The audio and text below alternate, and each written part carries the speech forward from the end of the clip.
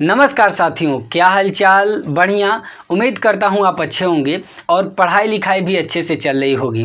हमने आपको पिछली वीडियो में बताया था मैटर के बारे में, मैटर क्या होते हैं और मैटर की प्रॉपर्टीज़ के बारे में अच्छे तरीके से आपको बताया था। अगर आपने पिछली वीडियो नहीं देखा है तो डिस्क्रिप्शन में लिंक है या ऊपर आपको आई बटन पर लिंक दे देंगे, वहाँ पर जाकर आप पिछली वीडियो को देख सकते हैं।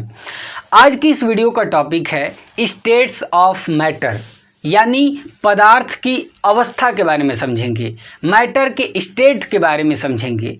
उम्मीद करता हूँ आपको यह वीडियो बहुत ही अच्छा लगेगा।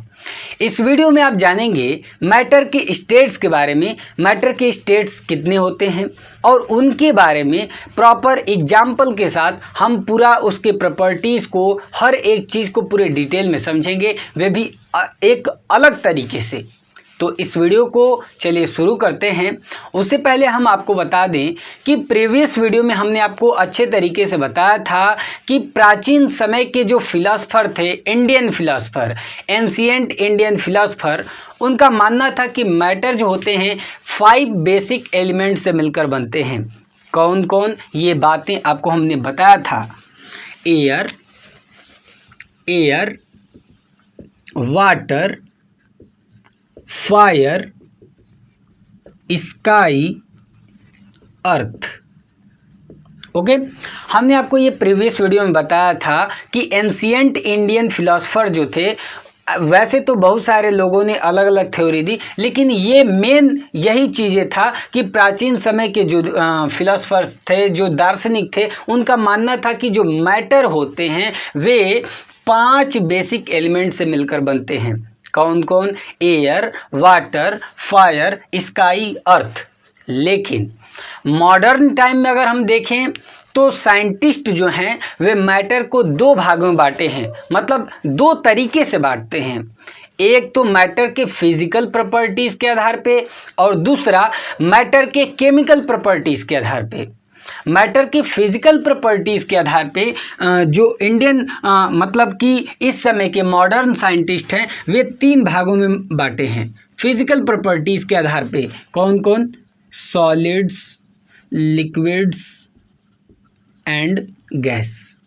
ठीक है, सॉलिड, लिक्विड और गैस। ठीक है, ये 3 जो है कि फिजिकल प्रॉपर्टीज़ के आधार पे हैं। और अगर हम बात करें वहीं केमिकल प्रॉपर्टीज़ के आधार पे तो एलिमेंट, कंपाउंड, मिक्सचर। ओके, उम्मीद करता हूँ आपको ये चीज़ें समझ में आ गई होंगी। मतलब सिंपल सी बात है कि मॉडर्न जो साइंटिस्ट हैं उन्होंने मैटर को 2 तरीके से बांट दिया। मैटर के फिजिकल प्रॉपर्टीज़ के आधार पे जो है कि वे 3 भागों में, सॉलिड, लिक्विड, गैस, और मैटर के केमिकल प्रॉपर्टीज़ के आधार पे मैटर को 3 भागों में, एलिमेंट, कंपाउंड और मिक्सचर। क्योंकि आपको आज की इस वीडियो में ये वाला पढ़ना है, मतलब मैटर के फिजिकल प्रॉपर्टीज़ के आधार पे मैटर को 3 भागों में बांटा गया है, सॉलिड्स, लिक्विड, गैस। ये मैटर के स्टेट्स हैं, मैटर की अवस्था है, और इन्हीं तीनों के बारे में आज की इस वीडियो में पूरा डिटेल समझने वाले हैं, वे भी एग्जाम्पल और भी बहुत सारे छोटे मोटे क्वेश्चंस के साथ। सबसे बड़ी बात, इस वीडियो में आप जानेंगे ये सारी चीज़ें और अंत में आपको हम कुछ क्वेश्चंस देंगे और उसका जवाब आप कमेंट करके ज़रूर बताइएगा। अगर आप इस वीडियो के अंत में जो क्वेश्चन पूछे गए हैं उसका आप जवाब देते हैं और हर वीडियो में ऐसा करते हैं तो आपकी नॉलेज इम्प्रूव होगी और इसके साथ साथ आपको बहुत सारी जानकारियाँ मिलेगी और आप बहुत ही ध्यान लगाकर इस वीडियो को भी देखेंगे, पढ़ेंगे।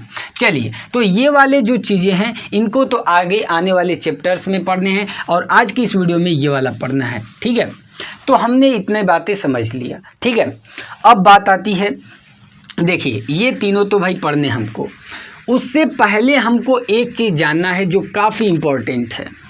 हमें मैटर के फिजिकल प्रॉपर्टीज़ के आधार पे ये जो तीनों बांटे गए हैं, चाहे वे सॉलिड हो, लिक्विड हो या गैस हो, इनको समझने से पहले हमको एक कॉन्सेप्ट बहुत ही बेहतर तरीके से समझना पड़ेगा। वे कॉन्सेप्ट क्या है? जैसे आप किसी भी मैटर को, हमने आपको बताया था मैटर की दो प्रॉपर्टी, अगर आपको याद हो तो हमने बताया था, पहले ये बताई थी कि मैटर जो होते हैं टाइनी पार्टिकल से मिलकर बने होते हैं। मतलब जो मैटर होता है ना, वे छोटे छोटे पार्टिकल से मिलकर बना होता है, पहली बात। दूसरा हमने आपको ये बताया था कि जो मैटर के पार्टिकल्स होते हैं वे एक दूसरे को अट्रैक्ट करते हैं। ये प्रॉपर्टी शायद आपको याद हो। तो जैसे मैटर के पार्टिकल्स बना लेते हैं, जैसे कि ये मान लीजिए कि ये आपके मैटर के पार्टिकल्स हो गए, ठीक है, ये आपके मैटर के पार्टिकल्स हो गए। क्लियर हो गया? चलिए, अब आपको हमने बता दिया। अब भाई यहाँ पे इतना बड़ा बड़ा कर रहे हैं, इसका मतलब इतने बड़े बड़े नहीं होते, हम आपको दिखाना चाह रहे हैं, ठीक है ना। तो मैटर के पार्टिकल छोटे छोटे, बहुत छोटे छोटे होते हैं, उनको हम ऐसे नहीं देख सकते, माइक्रोस्कोप की सहायता लेनी पड़ेगी, ठीक है ना। अच्छा, तो यहाँ पे आप ये समझ गए। दूसरी प्रॉपर्टी पे ध्यान दीजिएगा, मैटर के जो पार्टिकल्स होते हैं एक दूसरे को अट्रैक्ट करते रहते हैं, अट्रैक्ट करते रहते हैं। तो मतलब ये वाला पार्टिकल ये वाले पार्टिकल को आपस में अट्रैक्ट करता है, ये वाला पार्टिकल इस वाले पार्टिकल को अट्रैक्ट, मतलब सब आपस में एक दूसरे को अट्रैक्ट करते हैं। और भाई अट्रैक्ट करने के लिए, किसी भी चीज़ को खींचने के लिए, अट्रैक्ट करने के लिए फोर्स की रिक्वायरमेंट होगी, और जो फोर्स लगाता है ना अट्रैक्ट करने के लिए, उसी को कहते हैं force of attraction, force of attraction, ठीक है, फोर्स ऑफ अट्रैक्शन, या तो अट्रैक्टिव फोर्स भी बोल सकते हैं, ठीक है ना, अट्रैक्टिव फोर्स। क्लियर हो गया? मतलब यहाँ से आपको ये चीज़ें समझ में आ गई कि दो पार्टिकल्स के बीच में जो फोर्स लगता है ना, उसे फोर्स ऑफ अट्रैक्शन बोल सकते हैं, या अट्रैक्टिव फोर्स, या तो इंट्रामॉलिक्यूलर फोर्स बोल सकते हैं। क्या बोल सकते हैं? Intramolecular force. इसको आप दिमाग में रख लीजिए, क्या? इंट्रामॉलिक्यूलर फोर्स, ठीक है ना, इंट्रामॉलिक्यूलर फोर्स, इंट्रामॉलिक्यूलर फोर्स। मतलब दो पार्टिकल्स या दो मॉलिक्यूल्स, दो एटम्स के बीच में जो फोर्स लगता है ना, अट्रैक्टिव फोर्स, उस फोर्स को कहते हैं इंट्रामॉलिक्यूलर फोर्स। उम्मीद करता हूँ ये बातें आपको समझ में आ गई।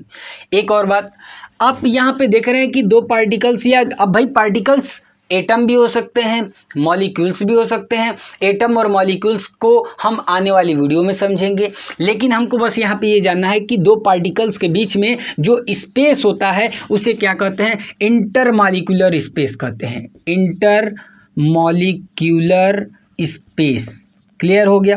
दो बातें हमने आपको बता दी। पहला कि दो पार्टिकल्स के बीच में जो अट्रैक्टिव फोर्स लगता है उसे कहते हैं इंट्रामॉलिक्यूलर फोर्स, और दूसरा दो पार्टिकल्स के बीच में जो स्पेस होता है उसे कहते हैं इंटरमॉलिक्यूलर स्पेस। खैर ये चीज़ें तो आप समझ गए। यहाँ पे लेकर हम थोड़ा एक अलग चीज़ आपको बताना चाहते हैं। क्या है? ध्यान से समझिएगा। अब भाई इंटरमॉलिक्यूलर फोर्स आपके दिमाग में बात आया तो आपको समझ में आ रहा है कि दो पार्टिकल्स हैं तो भैया वे अट्रैक्ट करेंगे, एक दूसरे को अट्रैक्ट करेंगे। और एक होती है थर्मल एनर्जी, ठीक है ना, थर्मल एनर्जी, थर्मल एनर्जी। ध्यान से समझिएगा, ये बातें बहुत ही ध्यान से समझिएगा। ये समझ में आ गया तो प्रॉपर्टीज रटने की जरूरत ही नहीं पड़ेगी। समझ में आ रहा है? ठीक है। थर्मल एनर्जी एक होता है। थर्मल एनर्जी से मतलब जैसे मान लीजिए कोई भी आप एक मेटल का नाम सोच लीजिए, चाहे आयरन हो गया, एल्युमिनियम, जो भी है। मान लीजिए कि लोहे का एक टुकड़ा ले लिए, ठीक है, लोहे का कोई बर्तन है, ठीक है। अब उसको हीट करेंगे तो जब लोहे के या तो कोई भी मेटल को जब हम हीट करते हैं तो आपने बचपन से ही पढ़ा है कि जब हम किसी मेटल को हीट करते हैं तो वे क्या करता है? एक्सपेंड करता है, फैलता है। अब आपके मन में आ रहा है भाई फैलता कैसे है? तो देखिए थर्मल एनर्जी, जब हम हीट देते हैं ना तो उसे हम थर्मल एनर्जी कहते हैं। और थर्मल एनर्जी कब होगा? जब हम टेम्परेचर राइज करेंगे किसी बॉडी का, वही बात है। देखिए तो जैसे मान लीजिए कि इसको मिटा देते हैं थोड़ा सा। जैसे मान लीजिए हमने एक बॉडी लिया और उस बॉडी का जो पार्टिकल्स थे वे बहुत ज़्यादा नज़दीक थे। मतलब मान लेते हैं कि भाई मेटल तो सॉलिड होते हैं, समझ लीजिए कि ये सॉलिड के ही पार्टिकल हमने ऐसे बना दिया। ठीक है, ये क्या है भैया, सॉलिड है। ठीक है, अच्छा अब यहाँ पे अगर आप ध्यान से देखें तो ये एक दूसरे के बहुत ज़्यादा नज़दीक हैं, मतलब बहुत ज़्यादा नज़दीक है। एट्रैक्टिव फोर्स बहुत ज़्यादा है, मतलब इंट्रामॉलिक्यूलर फोर्स बहुत ज़्यादा अधिक है। ठीक है, अच्छा अब हमने इसको हीट किया, हमने क्या किया, इसको हीट किया। ठीक है, मान लेते हैं कि ये कोई मेटल का है, ठीक है ना, मेटल के पार्टिकल्स की हम बात कर रहे हैं। ठीक है, अच्छा हम इसको हीट करेंगे तो आप जानते हैं कि मेटल को जब हीट करते हैं तो वे एक्सपेंड करता है। अब जब क्यों एक्सपेंड कर रहे हो भाई, तो इसलिए एक्सपेंड करता है क्योंकि जब हम इसको हीट करते हैं तो थर्मल एनर्जी का काम है पार्टिकल्स को रिपल करना, मतलब दूर ले जाना। यही बात आपको समझाने की कोशिश कर रहा हूँ। थर्मल एनर्जी क्या कर रहा है, पार्टिकल्स को दूर लेकर जाता है, और इंट्रामॉलिक्यूलर फोर्स नज़दीक लेकर आता है। दोनों एक दूसरे के अपोजिट हैं, एक पार्टिकल को दूर लेके जा रहा है, एक पार्टिकल को नज़दीक लेकर आ रहा है। उम्मीद करता हूँ आपको ये बातें समझ में आ रही होगी। और यही दोनों लोग महाराज हैं जो बताएंगे कि कौन गद्दी पे बैठेगा, मतलब मैटर का स्टेट क्या होगा। ये दो बातों पे निर्भर कर रहा है, एक तो इंट्रामॉलिक्यूलर फोर्स और दूसरा थर्मल एनर्जी। उम्मीद करता हूँ आपको ये चीज़ें समझ में आ गई होंगी। जैसे मान लीजिए सॉलिड है कोई चीज़, जैसे हम आइस, ठीक है ना, मान लेते हैं कि ये कोई बर्फ़ का टुकड़ा है। ठीक है, आइस है भैया, ये क्या है, सॉलिड है। अच्छा सॉलिड है, अब इसका स्टेट चेंज हो सकता है, कैसे, थर्मल एनर्जी से, क्योंकि आइस क्या है, सॉलिड है, और सॉलिड के पार्टिकल्स तो बहुत ज़्यादा नज़दीक होते हैं, इनके बीच इंट्रामॉलिक्यूलर फोर्स बहुत अधिक होता है। लेकिन थर्मल एनर्जी क्या करता है, पार्टिकल्स को दूर लेकर जाता है, और दूर लेकर जाता है तो जैसे ही अगर हम इसको हीट करेंगे तो आइस में भाई तो नज़दीक पार्टिकल है, और थर्मल एनर्जी उसको क्या करेगा, पार्टिकल्स को दूर कर देगा, और जैसे ही दूर होगा तो वे लिक्विड की प्रॉपर्टी हो गई। लिक्विड की प्रॉपर्टी क्या है, लिक्विड के जो पार्टिकल्स होते हैं थोड़ा, मतलब सॉलिड के कंपेयर में थोड़ा सा दूर होते हैं। बात समझ में आ रही है। तो जैसे ही आइस को हीट करते हैं वे बन जाता है क्या, वाटर। बात समझ में आ गई। क्यों ऐसा हुआ, क्योंकि यही दो महाराज लोग हैं, एक है इंटरमॉलिक्यूलर फोर्स और दूसरा है थर्मल एनर्जी। थर्मल एनर्जी के पास इतना पावर है कि वे मैटर के स्टेट को चेंज कर सकता है, सॉलिड में है तो लिक्विड में बदल सकता है, लिक्विड में है तो सॉलिड में बदल सकता है। सोचिएगा इस बात को। ठीक है, अच्छा अब सोच रहे हैं कि नहीं थोड़ा सा और दूर कर दिया जाए, बहुत ज़्यादा एक दूसरे के नज़दीक रह रहे हैं तो थोड़ा सा और हीट कर दीजिए, थर्मल एनर्जी थोड़ा सा और दे दीजिए। जैसे ही थोड़ा सा और थर्मल एनर्जी पाएगा तो भैया ये वाटर से किस में बदल जाएगा, वाटर वेपर में बदल जाएगा, वाटर वेपर। और आप जानते हैं कि वाटर वेपर क्या है भैया, वाटर वेपर है भैया गैस। और गैस के पार्टिकल्स क्या होते हैं, क्लोज होते हैं, नहीं होते हैं, बहुत दूर होते हैं, इतना दूर होते हैं कि एक दूसरे से मिल ही नहीं पाएंगे। बात समझ में आ रही है। तो ये चीज़ें हो गई। तो आपको याद रखना है मैटर का स्टेट कैसा होगा, सॉलिड होगा या लिक्विड होगा या गैस होगा, ये दो बातों पे निर्भर करता है, एक तो इंट्रामॉलिक्यूलर फोर्स और दूसरा है थर्मल एनर्जी। इंट्रामॉलिक्यूलर फोर्स बहुत ज़्यादा है, मतलब कि वे सॉलिड होगा, क्यों, क्योंकि पार्टिकल्स बहुत ज़्यादा नज़दीक होंगे। इंट्रामॉलिक्यूलर फोर्स थोड़ा सा कम है तो भैया वे क्या होगा, लिक्विड होगा। अगर मान लीजिए एकदम ही मतलब बहुत कमज़ोर है, इंट्रामॉलिक्यूलर फोर्स है ही नहीं, 9 के बराबर, तो वे होंगे भैया ये महाराज गैस। तो देखिए गैस मत बन जाए। चलिए अच्छा थर्मल एनर्जी की बात कर लें। मैटर का स्टेट चेंज करने के लिए थर्मल एनर्जी को यूज कर सकते हैं। सॉलिड में है, लिक्विड में बदलना है, थर्मल एनर्जी लगाइए और दूरी बनाइए। ठीक है, अच्छा जैसे आइस था, हम सोच रहे हैं वाटर बनाना, थर्मल एनर्जी दे दिए, हो गया। वाटर में है, गैस में बदलना है, थर्मल एनर्जी दे देंगे, हो जाएगा। क्योंकि थर्मल एनर्जी का काम क्या है, पार्टिकल्स को दूर ले जाना। इंट्रामॉलिक्यूलर फोर्स का काम क्या है, पार्टिकल्स को पास ले जाना। समझ रहे हो। अच्छा इतनी बातें समझ गए होंगे। चलिए अब आगे थोड़ा सा बढ़ते हैं, मिटा दे इसको। चलिए उम्मीद करता हूँ आपको ये चीज़ें समझ में आ गई होंगी। अगर आ रहा होगा तो बस कुछ करना नहीं है, वीडियो में एक देखिए लाइक बटन है, उसको ज़रूर दबा दीजिए। चलिए अच्छा ज़्यादा मन है शेयर कर दीजिए वीडियो को। चलिए हाँ कम से कम 5 लोगों को तो ज़रूर शेयर करना है, ठीक है ना। चलिए इतना बात आपको समझ में आ गया। अब थर्मल एनर्जी का कॉन्सेप्ट ख़त्म। अब सुनिए, अब इम्पॉर्टेंट बात आता है, यहाँ पे सबसे इम्पॉर्टेंट चीज़ क्या है, देखिए हमने ये बात को समझ लिया, इंट्रामॉलिक्यूलर फोर्स अच्छे तरीके से समझ में आ गया। अब हम चाहेंगे सॉलिड, लिक्विड और गैस की प्रॉपर्टीज़ समझेंगे और उनके बीच का हम डिफरेंस पता करेंगे। सबसे पहले हम बात करते हैं अब सॉलिड को लेकर। सॉलिड हमारा टॉपिक क्या होगा, सॉलिड, ठीक है ना। अब सॉलिड समझते हैं। देखिए सॉलिड की प्रॉपर्टी क्या है, सबसे पहले थोड़ा इसका फिगर समझते हैं। देखिए जो भी सॉलिड होते हैं तो उनका जो ये पार्टिकल्स होते हैं ना, बहुत ज़्यादा नज़दीक नज़दीक होते हैं, ऐसे, ठीक है, ऐसे होते हैं। ये क्या है, सॉलिड के पार्टिकल्स हैं। और आप जानते हैं मेटल ले लीजिए, जैसे आयरन, एल्युमिनियम, कॉपर, ठीक है, गोल्ड, ये सब, तो ये सॉलिड होते हैं। और सॉलिड के पार्टिकल्स क्या होते हैं, बहुत ज़्यादा नज़दीक होते हैं, ठीक है। देखिए सॉलिड होते क्या हैं, सॉलिड न इनका जो शेप साइज होता है, इनका वॉल्यूम जो होता है, ये फिक्स होता है, डिफिनिट होता है। ये जैसे देखिए ये मार्कर है, तो मार्कर क्या, बताइए मार्कर क्या है, सॉलिड है। क्यों सॉलिड है कि क्योंकि इसका जो शेप साइज है ना, वे फिक्स है, इसका वॉल्यूम क्या है, फिक्स है, डिफिनिट है, इसलिए ये सॉलिड है। तो ये हो गई भाई आपकी बात। अच्छा, यहाँ पे आप समझ गए कि ये एक दूसरे के नज़दीक हैं, मतलब इंट्रामॉलिक्यूलर फोर्स बहुत ज़्यादा है, ठीक है ना, इंट्रामॉलिक्यूलर फोर्स बहुत ज़्यादा है। अच्छा यहाँ पे कुछ गैप दिख रहा है, ये क्या है, इंट्रामॉलिक्यूलर स्पेस इसे कहेंगे, ठीक है ना, ये जो जगह दिख रहा है आपको यहाँ पे जो बचा हुआ, ठीक है। चलिए अब इसकी थोड़ा प्रॉपर्टीज़ के बारे में बात कर लेते हैं, सॉलिड की प्रॉपर्टीज़ क्या क्या होती हैं। चलिए तो अब हमारा हेडिंग होगा प्रॉपर्टीज़। चलिए पहला प्रॉपर्टी समझते हैं। देखिए पहला प्रॉपर्टी क्या है भैया, पहली प्रॉपर्टी है कि सॉलिड जो होते हैं ये रिजिड होते हैं। क्या होते हैं भैया, रिजिड होते हैं और इनकम्प्रेसिबल होते हैं। इनकम्प्रेसिबल मतलब सॉलिड रिजिड होते हैं, कठोर होते हैं, और इनकम्प्रेसिबल होते हैं, दबाए नहीं जा सकते। जैसे ये हो गया, ये क्या है, कठोर है। देखिए छुइएगा, आप अपना पेन ले लीजिए भाई, नहीं समझ में आ रहा है तो, ठीक है ना, कोई पत्थर ले लीजिए, ठीक है ना, और उसको खूब दबाइएगा बैठ के, नहीं दबेगा, कठोर है, उसको दबा नहीं सकते हैं, ठीक है ना, वे कठोर है, दबा नहीं सकते हैं। तो किसी भी चीज़ को छूने पे लग रहा है कि भैया बहुत कठोर है, दब नहीं रहा है, तो वे क्या है, सॉलिड है। अगली प्रॉपर्टी इसकी क्या है, definite. Definite shape, size and volume.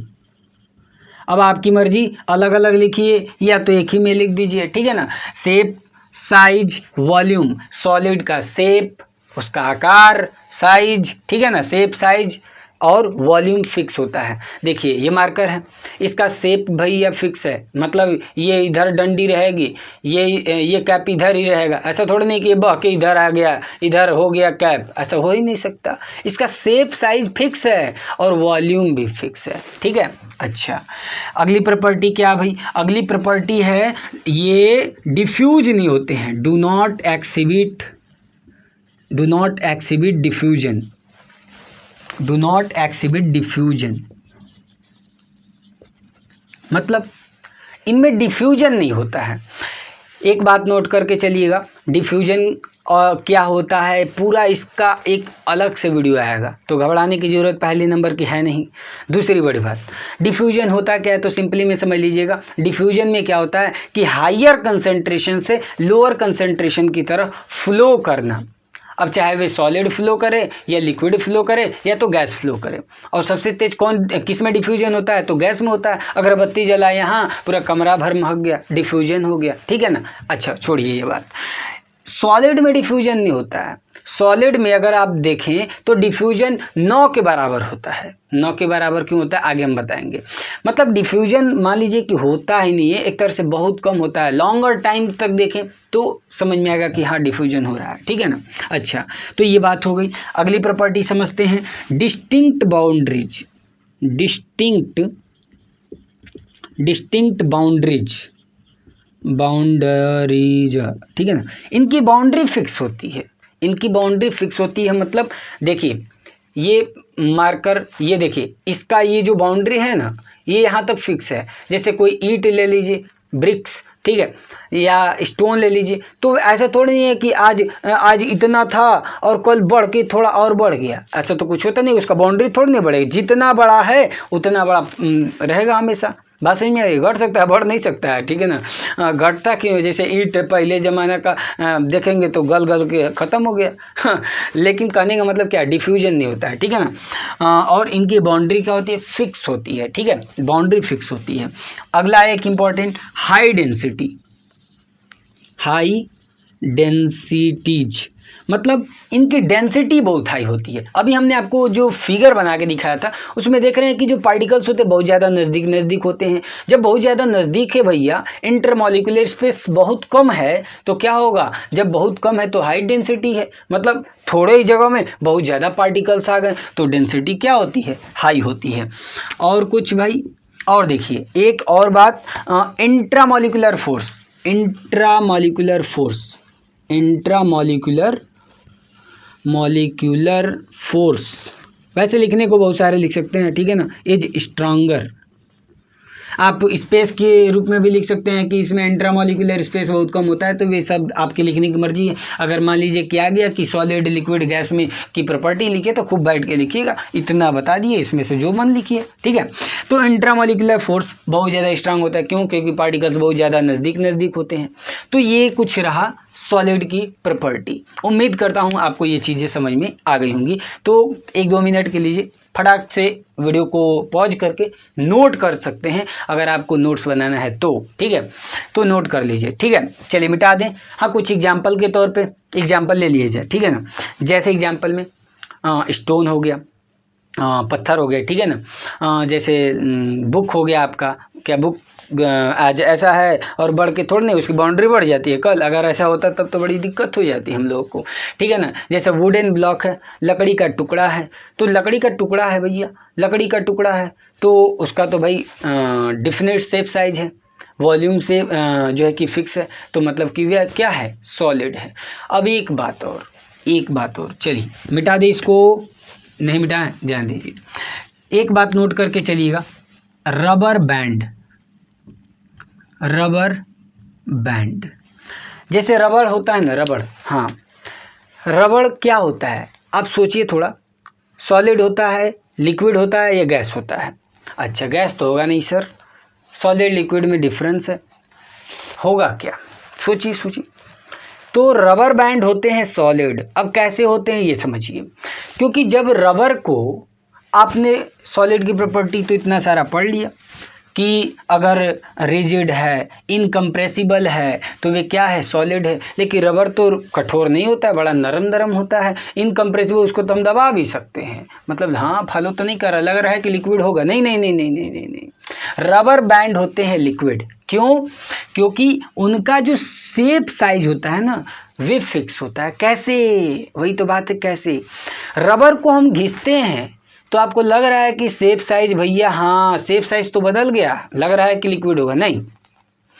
जब हम खींचते हैं तो शेप साइज भले ही चेंज हो जाए, लेकिन जैसे ही रिमूव करते हैं, फोर्स को रिमूव करते हैं तो फिर से अपने पोजीशन पे आ जाता है। इसलिए ये क्या होते हैं, ये सॉलिड होते हैं। तो याद रखिएगा, रबर बैंड सॉलिड होते हैं क्योंकि ये इलास्टिक मटेरियल हैं, ठीक है ना। इलास्टिक मटेरियल का मतलब जब हम उस पे से फोर्स रिमूव कर दें, मतलब पहले तो खींचें और जैसे छोड़ दिए तो फिर अपने पोजीशन पे आ गया, ऐसे मटेरियल को हम इलास्टिक मटेरियल कहते हैं। और जो फोर्स होता है उसे डिफॉर्मिंग फोर्स कहते हैं। तो जब हम डिफॉर्मिंग फोर्स को रिमूव करते हैं तो क्या होता है, जो फिर से अपनी पोजीशन को अटेन कर लेता है, इसलिए हम इसे सॉलिड कहते हैं। उम्मीद करता हूँ आपको ये चीज़ें समझ में आ गई होंगी। चलिए अगला हम बात कर लेते हैं। एक और पॉइंट हमने बताया है, पहले इसको थोड़ा सा मिटा दिया जाए। देखिए ये पॉइंट हो गया, हाई डेंसिटी हो गया, एक लर्न करते चलिए, ठीक है ना। डिस्टिंक्ट बाउंड्रीज, ये तो भैया डिफ्यूजन, ओहो चलिए मिटा दिए। देखिए अब इम्पॉर्टेंट थोड़ा सा पॉइंट समझ लीजिए। हमने आपको बताया था कि सॉलिड में डिफ्यूजन नहीं होता है। कुछ एग्जाम्पल दिखाते हैं जिसमें आपको दिखेगा कि सॉलिड में डिफ्यूजन होता है, ठीक है। देखिए पहला, जैसे बचपन में जब हम लोग कहाँ पे पढ़ते थे, ब्लैक बोर्ड पे पढ़ते थे, मास्टर जी किससे लिखते थे, ये मार्कर से नहीं लिखते थे, चाक से लिखते थे। तो चाक पे जब ऐसे लिखा जाता था, अब भैया चलिए मास्टर जी लिख दिए, कुछ पढ़ा दिए, मान लीजिए कि यही पढ़ा दिए मैटर इन और सराउंडिंग, आज उन्होंने भी सॉलिड लिक्विड गैस ही पढ़ा दिया, बचपन में पढ़ाए थे। हाँ चलिए पढ़ा दी, पता चला कि 4 दिन के लिए छुट्टी हो गया, दीपावली आने वाली है, दीपावली में छुट्टी हो गया। अब मास्टर जी तो मिटाना भूल गए। अब कुछ दिन के बाद 4 दिन बाद जब स्कूल खुला तो आए, या तो हाँ आए, चलिए आ रहे हैं, आए तो भैया मास्टर जी कहें कि मिटाइए, आज हम कुछ नया चीज़ पढ़ाने वाले हैं। तो मिटा रहे हैं तो मिटता ही नहीं है। आप इस चीज़ को फेल किए होंगे। तो होता क्या है भाई, जो आपका ब्लैक बोर्ड है वे तो सॉलिड है, जो आपने चाक इस्तेमाल किया वे भी सॉलिड है, तो सॉलिड से आपने खूब घिसट घिसट के लिख दिया तो सॉलिड है, वे भी सॉलिड है। अब होता क्या है, अब आपको यहाँ पे हम बताना चाह रहे हैं कि सॉलिड में भी डिफ्यूजन होता है। कैसे? देखिए, जैसे आज मास्टर जी पढ़ाएं, कहें मिटा दीजिए तो फटाफट मिट जाएगा, लेकिन 4-5 दिन के बाद आए मिटा रहे हैं तो मिट ही नहीं रहा है, दिक्कत हो रही है। क्यों? ऐसा इसलिए हो रहा है क्योंकि सॉलिड भी डिफ्यूज कर गया था, ठीक है ना। जो चाक के पार्टिकल्स थे ना, वे ब्लैक बोर्ड के पार्टिकल्स से जाकर मिल गए थे, डिफ्यूज हो गए थे। तो ये कुछ एग्जाम्पल्स हैं, एक्सेप्शन मान सकते हैं, ठीक है ना। तो यहाँ पे आप देख रहे हैं कि सॉलिड में भी डिफ्यूजन होता है, लेकिन लॉन्ग टाइम पे इसका इफेक्ट पड़ता है। मतलब एक ही दिन में आपको ये चीज़ें नहीं समझ में आएगा कि सॉलिड में डिफ्यूजन होता है या नहीं होता है। अभी गैस है, 2 गैस लिए, फटाक से डाल दिए तो हाँ पूरा फैल गया, मतलब कि डिफ्यूजन हमको पता चल गया। लेकिन सॉलिड में डिफ्यूजन अगर आपको जानना है तो कुछ समय लगेगा, मतलब लॉन्गर टाइम पे डिफ्यूजन आपको देखने को मिलता है सॉलिड में, ठीक है। अच्छा, दूसरा एग्जांपल ले लेते हैं। जैसे मान लीजिए कि 2 बर्फ़ के टुकड़े हैं, या तो कोई 2 ब्लॉक ले लिए, ठीक है ना, किसी मेटल का या जो भी है, उसको आपस में चिपका दिए। जैसे बर्फ़ का टुकड़ा आप अच्छे तरीके से समझ सकते हैं, 2 बर्फ़ के टुकड़े, आप समझ रहे हैं कि बर्फ़ क्या है, सॉलिड है, और दोनों को लेकर एकदम कस के बांध दिए, छोड़ दिए उसी तरह। तो कुछ देर के बाद आप देखेंगे, बर्फ़ की बात छोड़िए, आप कोई भी मेटल ले लीजिए, तो जब आप उसको बांध कर कुछ दिनों के लिए छोड़ देंगे ना, बर्फ़ तो ये पिघल के पानी बन जाएगा। लेकिन ऐसे बर्फ़ की जगह या तो बर्फ़ भी होगा तो आप देखते हैं कि बर्फ़ भी सट जाते हैं। ऐसा क्यों होता है? क्योंकि सॉलिड के भी जो है कि पार्टिकल्स आपस में डिफ्यूज हो जाते हैं। तो आपको इसमें तो बर्फ़ वाले में कुछ और भी कॉन्सेप्ट्स होते हैं, लेकिन आप कोई भी 2 मेटल ले लीजिए, कोई भी ब्लॉक ले लीजिए, उसको कस के बांध दीजिए, तो आपको ये समझ में आएगा कि कुछ दिनों के बाद उसमें भी डिफ्यूजन हो जाएगा, और डिफ्यूजन के कारण एक दूसरे से चिपक जाते हैं। उम्मीद करता हूँ आपको ये समझ में आ गया होगा कि सॉलिड में भी डिफ्यूजन होता है, लेकिन कुछ एक्सेप्शंस हैं, लेकिन मेनली बात करें तो सॉलिड में डिफ्यूजन होता ही नहीं है। चलिए आगे बढ़ते हैं। आगे हम बात करते हैं लिक्विड को लेकर, ठीक है ना। अगला हम समझें, चलिए लिक्विड। अब हमारा हेडिंग क्या होगा? लिक्विड्स। देखिए लिक्विड, भाई लिक्विड की खास बात क्या है? पहली पॉइंट देखिए, ऐसे बना दे, पहले फटाक से बना देंगे तो इसमें लिखने में आसानी होगी। चलिए देखिए, पहला पॉइंट समझिए, इनका तो पहले शेप ही फिक्स नहीं होता है, नो डिफिनिट शेप, ठीक है ना। इनका शेप फिक्स नहीं होता है। क्यों कह रहे हैं ऐसा?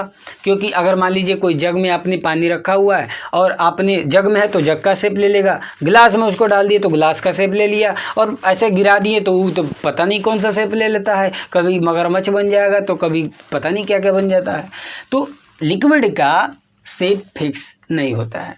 उम्मीद करता हूँ समझ में आ गया। दूसरा चीज़, लो कंप्रेसिबल। लो कंप्रेसिबल मतलब ये कंप्रेसिबल थोड़ा सा होते हैं। देखिए जो सॉलिड होता है ना, वे इनकम्प्रेसिबल होता है, मतलब उसको हम कंप्रेस नहीं कर सकते, हम उसको दबा नहीं सकते हैं। कठोर होते हैं, उन्हें दबा भी नहीं सकते हैं।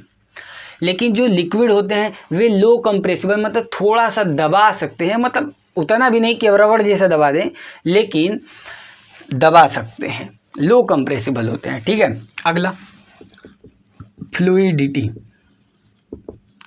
फ्लूइडिटी का मतलब ये बहते हैं। अभी जैसे देखिएगा, देखते हैं आप, हर जगह देखिए, पानी डाल दिए, कहीं गिरा दिए तो बह गया, तो फ्लूइडिटी उसे बोलते हैं। तो अभी सॉलिड को मान लीजिए कि कोई सॉलिड है, जैसे ये है, तो ये बह जाएगा? नहीं बहेगा, ये तो ढगरेगा, बहेगा थोड़ा नहीं। हाँ, तो जो सॉलिड होते हैं वे तो क्या होते हैं? रिजिड होते हैं, ठीक है ना। ये फ्लूइडिटी है इसमें। इसके अलावा ये इम्पॉर्टेंट चीज़ है, ये इम्पॉर्टेंट है, डेफिनिट वॉल्यूम। देखिए इनका तो भाई लिक्विड का शेप फिक्स नहीं होता है, साइज फिक्स नहीं होता है, लेकिन वॉल्यूम डिफिनिट होता है। मतलब वॉल्यूम फिक्स है, ठीक है ना, वॉल्यूम फिक्स है। पानी जितना था उतना ही रहेगा, ठीक है ना, वे बढ़ेगा घटेगा नहीं। लेकिन गैस की प्रॉब्लम है, गैस में क्या होता है कि कुछ भी फिक्स नहीं होता है, ना शेप फिक्स होता है, ना साइज फिक्स होता है, ना ही वॉल्यूम फिक्स होता है। तो ये पॉइंट याद रखिएगा, ठीक है ना। हाँ, एक और प्रॉपर्टी लिखते हैं। जैसे इसमें क्या होता है? डिफ्यूजन होता है, डिफ्यूजन होता है, डिफ्यूजन होता है, ठीक है ना। इसमें जैसे मान लीजिए कि एक एल्कोहल है और एक वाटर है, दोनों आपस में डिफ्यूज कर सकते हैं, आसानी से कर सकते हैं। अरे भाई लोग दारू में पानी मिला कर नहीं पीते हैं, यहाँ तो डिफ्यूजन है, सीधी सी बात है, ठीक है। लेकिन प्रोसेस स्लो होता है, लेकिन गैस में डिफ्यूजन बहुत तेज़ी से होता है, ठीक है ना। अच्छा, और एक दो पॉइंट लिख सकते हैं क्या? एक दो और पॉइंट। हाँ, इनकी बाउंड्री नहीं होती है, no definite boundary, no definite boundaries. इनका बाउंड्री भी फिक्स नहीं होता है। एग्जाम्पल के तौर पे, जैसे एक मान लीजिए कि लकड़ी का ब्लॉक ले लीजिए, एक छोटा सा ब्लॉक ले लीजिए, आप उसको ऐसे कर दीजिए, तो भैया वे तो फिक्स है ना, वे तो वैसा ही रहेगा। लेकिन पानी एक जगह है, उसको गिरा दिए तो पता नहीं कितने दूर में फैल जाएगा, बाउंड्री फिक्स ही नहीं है, ठीक है। तो ये कुछ प्रॉपर्टी हो गए लिक्विड के। पहला नंबर की इसका लिक्विड का, ठीक है ना, लिक्विड का शेप फिक्स नहीं होता है, ये कंप्रेसिबल होते हैं थोड़े से सॉलिड के कंपेयर में। इसमें फ्लूइडिटी होती है, मतलब ये फ्लो कर सकते हैं। इनका इंपॉर्टेंट पॉइंट याद रखिए, इंपॉर्टेंट पॉइंट, वॉल्यूम फिक्स होता है और इनमें डिफ्यूजन होता है, थोड़ा सा स्लो रेट होता है, गैस में बहुत तेज होता है। नो डिफिनिट बाउंड्री, इनकी कोई बाउंड्री फिक्स नहीं होती है। एग्जाम्पल के तौर पे वाटर ले लीजिए, अल्कोहल लीजिए, पेट्रोल ले लीजिए, मिल्क ले लीजिए, ऑयल ले लीजिए, या तो जूस ले लीजिए। अब आप कमेंट करके बताइए आपको कौन सा जूस पसंद है। चलिए, यही सब ना होता है कमेंट में, यही सब छोटे छोटे सवाल दे दिया जाता है, ऐसी कोई बात नहीं, लास्ट में बढ़िया क्वेश्चन मिलेगा, ठीक है ना। ये सब तो बकवास की बात है। चलिए, अब हम बात करते हैं एक इम्पॉर्टेंट पॉइंट की। इम्पॉर्टेंट पॉइंट क्या है अभी लिक्विड को लेकर? देखिए, चाहे वे सॉलिड हो या लिक्विड हो या गैस हो, ये लिक्विड में डिफ्यूज कर सकते हैं। इम्पॉर्टेंट पॉइंट क्या मैंने बोला? हमने कहा कि चाहे वे सॉलिड हो या कोई लिक्विड है या कोई गैस है, ये तीनों के तीनों क्या हो सकते हैं? लिक्विड में डिफ्यूज कर सकते हैं, डिफ्यूज कर सकते हैं। इसका मतलब क्या है? जैसे एग्जाम्पल से समझते हैं। सॉलिड भी लिक्विड में डिफ्यूज कर सकता है, मतलब सॉलिड भी लिक्विड में आकर मिल सकता है, दोस्ती कर सकता है। लिक्विड यहाँ पे दोनों लिखने का मतलब अलग अलग लिक्विड होंगे। जैसे यहाँ पे वाटर ले लिए तो ये अल्कोहल हो सकता है, ठीक है ना। तो लिक्विड में डिफ्यूज कर सकते हैं और गैस भी लिक्विड में डिफ्यूज हो सकता है। एग्जाम्पल बता दीजिए सर। तो पहला सुनिए सर, देखिए सॉलिड में जैसे एग्जाम्पल ले लेते हैं, जैसे आप चीनी हो गया, तो चीनी क्या है भैया? सॉलिड है। साल्ट हो गया, वे क्या है? ये भी तो सॉलिड ही है। हाँ, तो चाहे वे चीनी हो या साल्ट हो, हम उसको अगर पानी में डालें, मान लेते हैं कि लिक्विड में हमने पानी ले लिया, उसमें डाल दें, घोल दें तो घुल जाएगा। बात समझ में आ रही है? तो क्या हुआ भैया? वे तो डिफ्यूज ही ना हुआ उसमें जाकर। हाँ, तो ये हो गया इसका एग्जाम्पल। लिक्विड को बता दीजिए, अरे भाई अल्कोहल ले लीजिए, अल्कोहल को वाटर में डाल दीजिए, घुल जाएगा। जूस ले लीजिए, पानी में डाल दीजिए, और आपको लग रहा है कि जूस में पानी कम है तो और डाल के बढ़ा लीजिए। हाँ, तो वे क्या होगा? लिक्विड में डिफ्यूज हो गए। गैस लिक्विड में कैसे डिफ्यूज होते हैं? ये तो बढ़िया क्वेश्चन है। जैसे आप देखते हैं, आप सुने होंगे कि मछलियाँ क्या करती हैं? अपनी गिल्स से सांस लेती हैं। होता क्या है, ये वाटर में जो ऑक्सीजन होता है ना, उसी को तोड़ के ले लेती हैं, ब्रेक डाउन करके। तो ऑक्सीजन घुला होता है वाटर में ना, ऑक्सीजन होता है, उसी चीज़ को लेती हैं। तो ये हो गया इसका एग्जाम्पल, ठीक है ना। तो गैस का बहुत सारे एग्जाम्पल। एक और एग्जाम्पल बता दें। हाँ, जैसे आप, ये काफ़ी इम्पोर्टेंट पॉइंट है। जैसे क्या होता है कि जब पहली पहली बार बारिश होती है तो क्या होता है भाई, वाटर ड्रॉपलेट्स आसमान से गिरते हैं ज़मीन पे। तो होता क्या है कि हम सभी जानते हैं कि हमारे एनवायरनमेंट में कार्बन डाइऑक्साइड है और क्या है, बहुत सारे गैसेज हैं, नाइट्रोजन है, ऑक्सीजन है, बहुत प्रकार के गैसेज हैं। तो ये भैया क्या, हमारा पानी जब बारिश होती है तो पानी गिरती है, पानी का फार्मूला H2O है, ठीक है भाई, होता है। और भी बहुत सारे गैस होते हैं ना, SO2 वगैरह वगैरह, बहुत सारे गैस होते हैं। अब ये क्या होता है कि ये गैस हैं, ये सब गैस हैं और ये क्या करते हैं, पानी के साथ मिल जाते हैं, ये मिक्स होते हैं। तो ये भी इसका एग्जाम्पल है, गैस लिक्विड में मिक्स होते हैं। जैसे CO2 इसमें मिक्स हो गया तो बना क्या, H2CO3, इसे कार्बोनिक एसिड कहते हैं, कार्बोनिक एसिड कहते हैं। अगर मिल गया ना इससे तब तो बहुत खतरनाक हो जाएगा, मत सोचिए। H2SO4 बनेगा, H2SO3 बन सकता है। अब बनेगा तो समझ लीजिए क्या होगा, एसिड रैन होगा। और एसिड रैन इतने खतरनाक होते हैं, ताजमहल पे गिरा तो ताजमहल को पीला कर दिया, जहाँ पे अगर नदी समुंदर में गिरा तो वहाँ पे क्या हो गई, मछलियाँ सब मर के ख़त्म हो गई। तो भैया ये बहुत खतरनाक है। तो इस चीज़ को कंट्रोल पाने के लिए क्या करें सर, तो गाड़ी कम यूज़ करें। वैसे तो भाई गाड़ी के बिना कोई रह नहीं सकता, गाड़ी को कम यूज करें, मतलब गाड़ी बढ़िया तरीके का हो, धुआं धक्कड़ न दे, ठीक है। और भी बहुत सारा काम कर सकते हैं, पेड़ लगाएं, सबका सॉल्यूशन है पेड़ लगाएं। हर जन्मदिन पे एक पेड़ लगाइए, सब खत्म हो जाएगा। आप पॉल्यूशन करते रहिए लेकिन पेड़ भी लगाते रहिए।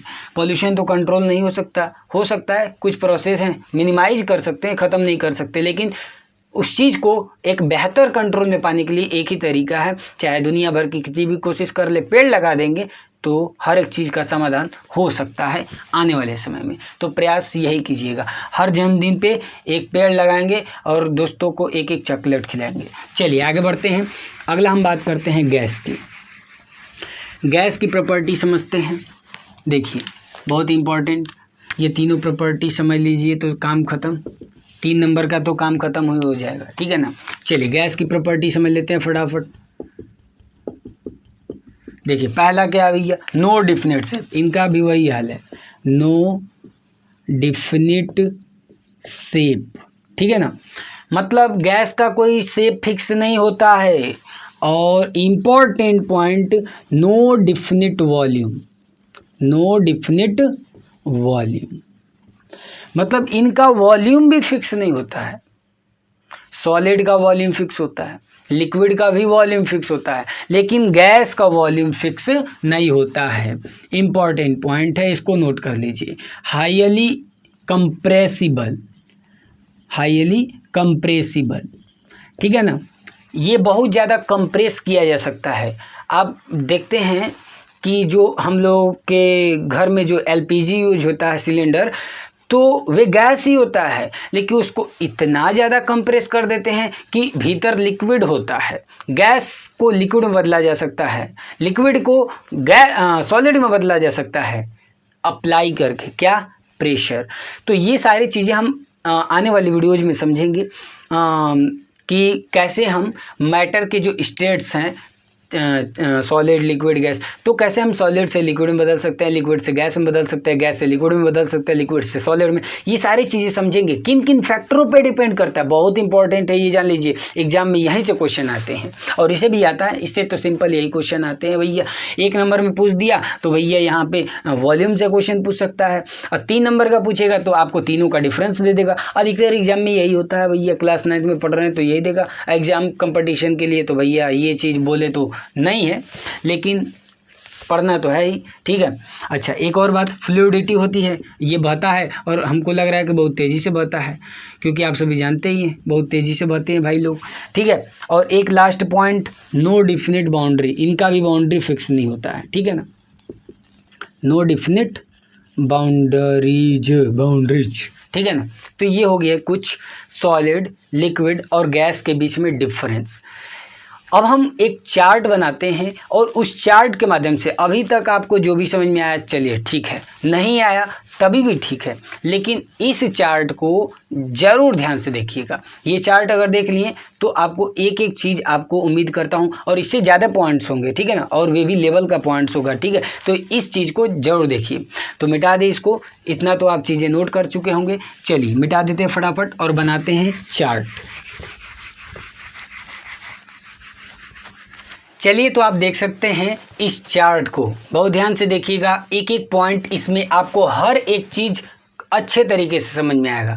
एक और बात, अगर आपको मान लीजिए सॉलिड लिक्विड गैस में अगर आपको डिफरेंस लिखने के लिए आ जाए, अगर इस चार्ट को उतार देते हैं ना, आपको एक भी नंबर कम नहीं मिलेगा और जो एग्जामिनर होंगे, जो आपके टीचर होंगे, एकदम खुश हो जाएंगे, क्योंकि आप कम शब्दों में बेहतर तरीके का लिखे हैं और यही एग्ज़ाम का जो है कि मोटिव भी होता है। चलिए आते हैं, समझते हैं। सबसे पहले आप देख सकते हैं यहाँ पे प्रॉपर्टीज़ लिखा हुआ है, यह है सॉलिड, यह है लिक्विड और यह है गैस। मतलब सॉलिड की प्रॉपर्टी समझनी है, लिक्विड की प्रॉपर्टी समझनी है और गैस की प्रॉपर्टी समझनी है अकॉर्डिंग टू शेप। मतलब जो सॉलिड का शेप होता है वे कैसा होता है, अभी हमने आपको बता दिए सब, बस ये आपको समझना है। कुछ पॉइंट है जो नहीं समझा है, यहाँ पे क्लियर हो जाएगा। पहली बात, सॉलिड का जो शेप होता है वे डिफिनिट होता है। हमने आपको बताया कि सॉलिड का शेप कैसा होता है, डिफिनिट होता है, जबकि लिक्विड का जैसा कंटेनर वैसा शेप, जग में रखेंगे जग जैसा उसका शेप हो जाएगा, गिलास में रखेंगे तो गिलास की तरह हो जाएगा, लोटा में रखेंगे तो लोटा का शेप हो जाएगा। वही बात गैस में भी होती है। ये ऐसे बना है, मतलब कि ये वाला लिख लीजिए, यहाँ पे एरो भी बना दिए, समझ लीजिएगा, ठीक है ना। तो गैस भी वही हाल है, जैसा कंटेनर वैसा शेप। शेप के मामले में ख़त्म, याद रखिएगा, सॉलिड का शेप डिफिनिट होता है, लिक्विड और गैस जैसा कंटेनर वैसा शेप होता है।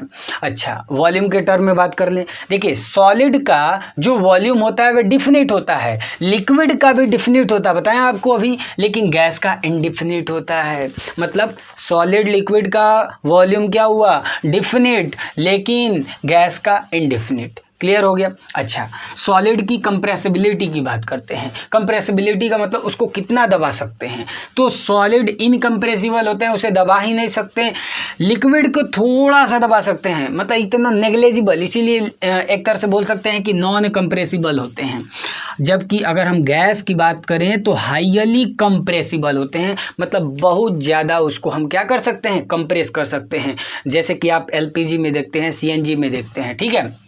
अगला, रिजिडिटी के टर्म में देखें, मतलब कौन ज़्यादा कठोर होता है, तो सॉलिड बहुत ज़्यादा कठोर होते हैं, वेरी रिजिड। लिक्विड थोड़ा सा कम कठोर होते हैं सॉलिड के कंपेयर में, लेकिन गैस तो भैया होते ही नहीं है। गैस थोड़ा भी कठोर नहीं होते हैं, बहुत नरम आदमी है, कभी भी आप भेंट कर सकते हैं। देखिए, सॉलिड डेंसिटी के टर्म में तो आपको बताया है सॉलिड के पार्टिकल्स बहुत ज़्यादा क्लोज होते हैं, क्योंकि इंट्रामॉलिक्यूलर फोर्स बहुत अधिक होता है। तो सॉलिड का डेंसिटी के टर्म में देखें तो भैया सॉलिड का डेंसिटी हाई होता है, लिक्विड का थोड़ा सा कम होता है सॉलिड के कंपेयर में, और गैस का तो पूछिए ही मत, क्योंकि पार्टिकल्स बहुत ज़्यादा दूर दूर होते हैं, तो उनका जो डेंसिटी है बहुत कम होता है। पैकिंग ऑफ मॉलिक्यूल्स, मॉलिक्यूल्स की पैकिंग की बात कर लें, मतलब सॉलिड में मॉलिक्यूल्स की पैकिंग कैसी होती है, तो बहुत ज़्यादा क्लोज होते हैं। हमने आपको बताया ना अभी कि पार्टिकल्स बहुत ज़्यादा नज़दीक होते हैं, तो आप सिंपल में ऐसे लिख दीजिएगा, ठीक है ना। तो सॉलिड के पार्टिकल्स जो होते हैं उनकी पैकिंग की बात करें तो ये पूरा क्लोजली पैक्ड होते हैं, बहुत ज़्यादा नज़दीक होते हैं। लिक्विड में लूजली पैक्ड होते हैं, ठीक है ना, लेकिन गैस की बात करें तो वेरी लूजली पैक्ड, बहुत लूज पैक होते हैं, मतलब 9 के बराबर होते हैं, बहुत दूर दूर होते हैं, ठीक है ना।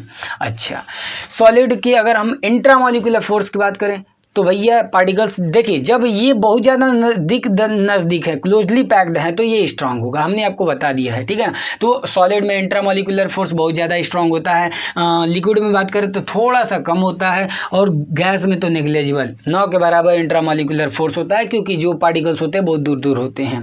सॉलिड की अगर हम बात करें कैनेटिक एनर्जी, ये देखिए कैनेटिक एनर्जी पे क्वेश्चन, ये इंपॉर्टेंट है, इस चीज़ को आप जान लीजिएगा। कैनेटिक एनर्जी पे क्वेश्चन आ जाए तो सॉलिड में चूंकि आप जानते हैं कि पार्टिकल्स बहुत नज़दीक होते हैं, कैसे होते हैं, बहुत नज़दीक होते हैं। अब भैया नज़दीक होने के कारण जो इसके पार्टिकल्स हैं वे तो घूम नहीं सकते। जैसे आप लोगों को मान लीजिए कि आपको 9-10 दोस्त हैं, एकदम सटा के बैठा दिया जाए, ये एक छोटा सा कमरे में सब पूरा कई लोगों को बैठा दिया जाए उसी में, मतलब थोड़ा भी इधर उधर ना हो पाए, तो कोई इधर उधर घूम ही नहीं सकते। जब तक घूमेगा नहीं वेलोसिटी आएगी नहीं, और जब वेलोसिटी आएगी नहीं तो कैनेटिक एनर्जी होगा नहीं।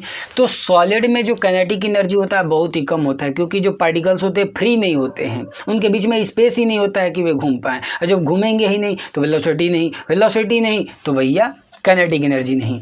तो याद रखिए कि सॉलिड की काइनेटिक एनर्जी मिनिमम होती है, लिक्विड में थोड़ा सा दूर दूर पे होते हैं तो थोड़ा सा इसमें क्या होता है कि ज़्यादा होता है काइनेटिक एनर्जी, ठीक है ना। और गैस की बात करें तो बहुत ज़्यादा, क्योंकि पार्टिकल्स बहुत दूर दूर होते हैं, स्पेस बहुत ज़्यादा होता है, कहीं पे भी घूमे तो वेलोसिटी भाई रहेगी ही, जब वेलोसिटी है तो काइनेटिक एनर्जी बहुत ज़्यादा होगी, ठीक है। अच्छा, सॉलिड की अगर हम बात करें एक्सपेंशन की, मतलब जब हम हीट करते हैं तो किसका एक्सपेंशन सबसे ज़्यादा होता है, तो देखिए सॉलिड में बहुत कम होता है, लिक्विड में सॉलिड से थोड़ा सा ज़्यादा होता है, और गैस में तो पूछिए मत, बहुत ज़्यादा। मतलब अगर हम गैस को हीट करते हैं तो बहुत ज़्यादा एक्सपेंड करेगा। आप ऐसे समझिए ना, गुब्बारा में हवा भरते हैं तो देखते हैं ना कितना ज़्यादा भी एक्सपेंड करता है। अच्छा, तो उसी तरह याद रखिए कि सॉलिड की बात करें, अगर सॉलिड को हीट किया जाए तो वे थोड़ा सा एक्सपेंड होगा। जैसे अब लोहा का खूब गर्म हो कीजिएगा ना तो थोड़ा सा एक्सपेंड होगा, लेकिन लिक्विड की बात करें, लिक्विड ही होते हैं वे थोड़ा सा सॉलिड के कंपेयर में थोड़ा सा ज़्यादा जो है कि एक्सपेंड करते हैं। लेकिन गैस तो पूछिए मत, कहाँ से कहाँ चला जाए, बहुत ज़्यादा एक्सपेंड होते हैं। उम्मीद करता हूँ आपको ये चार्ट अच्छे तरीके से समझ में आ गया होगा। अब आपके लिए 2 क्वेश्चन है, इसको कमेंट बॉक्स में ज़रूर इसका आंसर लिख के बताइएगा। पहला क्वेश्चन नोट कर लीजिए, या तो हम लिख देते हैं, ठीक है ना, फटाफट लिख देते हैं। आप इन दोनों क्वेश्चन को जो है कि कमेंट बॉक्स में ज़रूर दीजिएगा इसका आंसर, ठीक है ना। और अगर आप दे रहे हैं तो मैं जान रहा हूँ कि मैं ये जान सकता हूँ कि आपको ये पूरा, पहले तो पूरा वीडियो देख लिए, और दूसरी सबसे बड़ी बात कि आपको ये लिखने का हैबिट हो जाएगा, ठीक है ना। तो प्रयास कीजिए, जो भी आपको जैसे भी आ रहा है लिखिएगा ज़रूर, ठीक है। पहला question, why do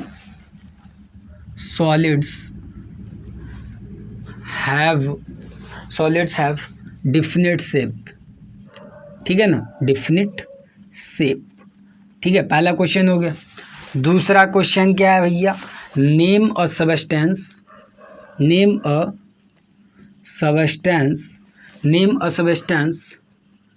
which exists naturally in all the 3 states। आपको बहुत ज़्यादा बड़ा तो कोई क्वेश्चन नहीं दिया, क्योंकि हमने अधिकतर प्रयास किया समझाने का। आपको ये 2 क्वेश्चन है, इसका कमेंट बॉक्स में आंसर ज़रूर दें, ठीक है। तो अगली वीडियो में हम क्या मिलेंगे, आपके मन में सवाल होगा क्या मैटर के 3 ही स्टेट होते हैं, तो नहीं भैया, रुक जाइए यहाँ पे। मैटर के 2 अदर स्टेट हैं, और इन दोनों अदर स्टेट को हम आने वाली वीडियो मीन्स कल के वीडियो में समझेंगे। और कल की वीडियो देखना न भूलिएगा, शाम 6 बजे, ठीक है। तो ज़रूर देखिएगा, अगली वीडियो में मिलते हैं, और पढ़ते रहिए और नोट्स भी बनाइए, क्योंकि नोट्स बनाएंगे तो आपको एग्ज़ाम में बहुत ज़्यादा मदद करेगा, और कम समय में आप अच्छी तैयारी कर सकते हैं। तो थोड़ा जो है कि आलस छोड़िए और मेहनत कीजिए, और अगली वीडियो मिलते हैं। तब तक के लिए धन्यवाद। वंदे मातरम। Okay, tata, bye bye.